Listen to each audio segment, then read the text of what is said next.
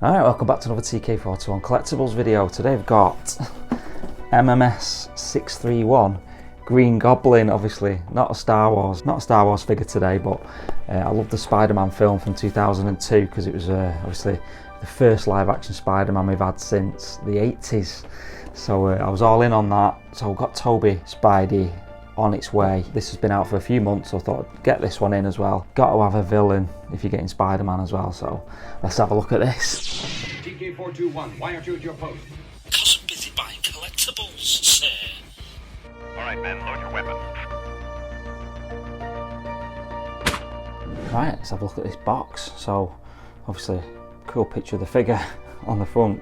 Doc Ock's arm there by the looks of it. So obviously this is from the No Way Home film, but obviously I'm picking it up as a representation of the 2002 movie.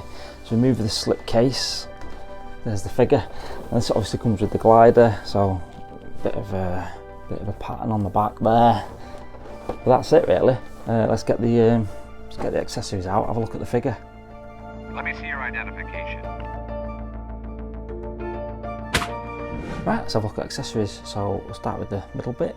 Pumpkin bombs, they look cool then. You can fit one of these in the glider itself and in the hands. Let's have a look at the hands.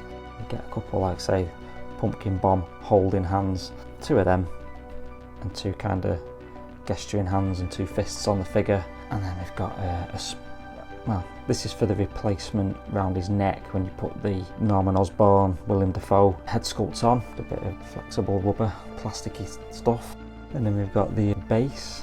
That looks pretty cool, that. Look at that. Now it does say No Way Home on it, but yeah, I do want it as the 2002 Spider-Man movie, but that looks cool, that. Cool picture on it. And then we've got a few flight stands. One for the glider and then one for the figure. And obviously the connecting bits, and then the waist grabber for the figure. It's got the rolling eyes system in Norman Osborn, so the head sculpt, so we can use that. And then we've got the glider. Now this is looking amazing, this. Look at that. So I mean, this is looking really cool. The details on it and everything. Look at that. And this is where you can take this bit out and put the pumpkin bomb in like that. But it articulates as well, so you can fold it open. You can fly around in a couple of configurations, but I mean, these spikes on it, they're quite sharp them as well, but only plastic obviously. He's got these where his feet can fit. They move around as well. You can see all the joints moving in there. All these piston type things to move the wings out. That looks looking amazing, that. It's looking really well designed. Missiles here, which I didn't actually see before. That looks really cool, that.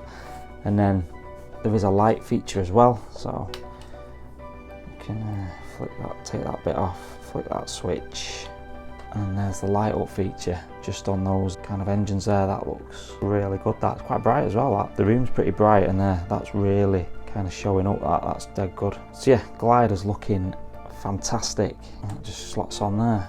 Well impressed with that. Not sure where it's going to go, but that looks cool. It's looking really good. So let's have a look at the actual figure itself. There's one, set for stun. Okay, and here he is, Green Goblin.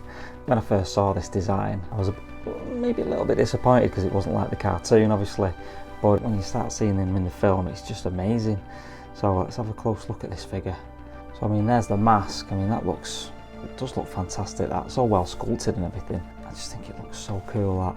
Let me know what you think in the comments, whether you liked this version of the Goblin. I think it looks really good, that.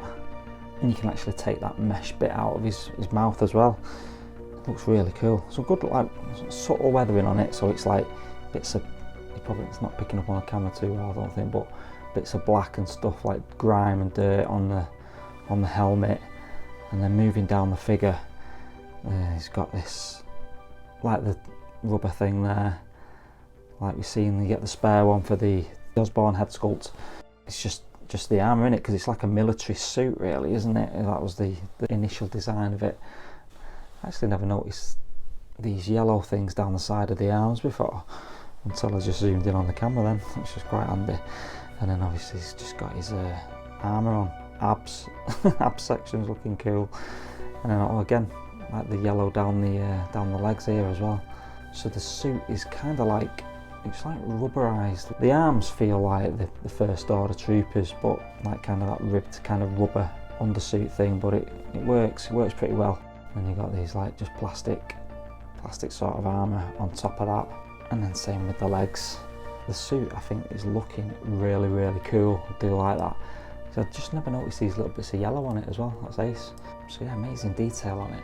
But overall it's a pretty simple outfit that.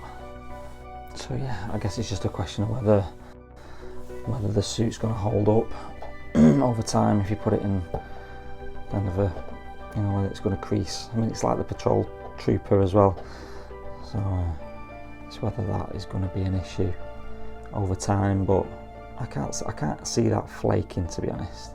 But yeah, it's just the creases. But yeah, I really like the kind of shimmering, shiny green effect on there, like you can see on his breastplate there. Well impressed with it. I think it's pretty much perfect representation of the Green Goblin, that. Bottom. And here's the Norman Osborn head sculpt. I mean, I think that looks really, really good, that. I'm well impressed with that. Look at that. That looks superb. The teeth on it as well, look at that. All the wrinkles are there and everything. The teeth look amazing. Eyes look good, the hair looks fantastic as well. Well impressed with that. Well impressed, that looks really good, that. I wasn't sure, I mean, I don't think I'm going to display him like this though, because I do want the kind of, obviously the Green Goblin masked look, but the hair's cracking, look at that. Looks really good, that. No, you can't, I don't know whether you can spot the seam there, but for the rolling eyes, obviously you take the back of his hair off, like that. And then there's the eye movement thing inside. That looks really, really good to me. Let me know in the comments what you think. But yeah, well impressed with that head sculpt. Looks fantastic. I'm sure there's people that say it looks off or whatever, but yeah, I don't pay any attention to that. From my point of view, that is looking fantastic, that. So yeah, let me know how you're going to display yours. I mean, it looks suitably manic on that on the head sculpt, but I do like the masked look as well. Probably more so, obviously, because it's just really, it's just really, really good. Look at that. There's one. Set for stun. So here he is, just holding his mask. I've actually done the rolling eyes thing for the first time on any figure. I thought I'd give it a go. I think it looks quite good. I've always been a bit worried about messing about with the eyes but it does take a bit of practice. It's a little bit fiddly, but I don't think that looks too bad for the first attempt anyway. Let me know what you think in the comments, whether you've used the rolling eyes stuff, because I really want to do it in Ahsoka as well, when I repose her up. It's good actually. I didn't realise how good it was. Like I say, it does take a bit of finessing. So yeah, if you're struggling with it, just take your time, just practice in it, and you'll be able to sort the eyes out. Quite impressed with that. And here he is on the glider. Look at the light up function on that ace. I think the glider looks really good as well, like the kind of the weathering and on the panels, looking really, really cool, I think that. And there's the figure on top. Now you can put another flight pole behind him with the waist grabber, but I didn't feel the need on that because he kind of stands up pretty well on it. Now he's quite difficult to articulate. The articulation is not great with him, just because of the suit. He's quite restrictive. I wanted to bend his legs a lot more than that, you know, getting crouched down on the glider, but I can't seem to. His legs seem to bounce, like spring back, but maybe just keep practicing and see how we get on. But I think for now that's looking pretty good. But I did find a really good channel called Jim Collector, who's done a really, really good pose of the Green Goblin kind of crouched on the glider. It looks really, really good. I can't do it. I just don't want to put the suit in that sort of pose, but it looks really good. So have a check out of his channel. I'll leave a link in the description. So obviously not Star Wars, so a little bit out of my comfort zone, but I'm so glad I'm kind of picking up some more of these kind of figures from other franchises, because I do love Marvel. I mean, the Spider-Man film's actually amazing. Like I say, it was the first Spider-Man, live action Spider-Man since the 80s for me, so it kind of meant a lot. So I felt it quite important to pick up the figures from that film. So like I say, got Tobey Maguire Spider-Man coming. I had to have the Green Goblin if I'm getting Spider-Man, and hopefully pick up a Robocop, an Iron Man, and I'd love a Terminator at some point. Obviously got Batman and Superman, I'll do a review on them. Really glad I can pick up just a few choice pieces for the collection, and I think this is a really good one. This pretty simple, glider looks ace, can't wait to get Spider-Man.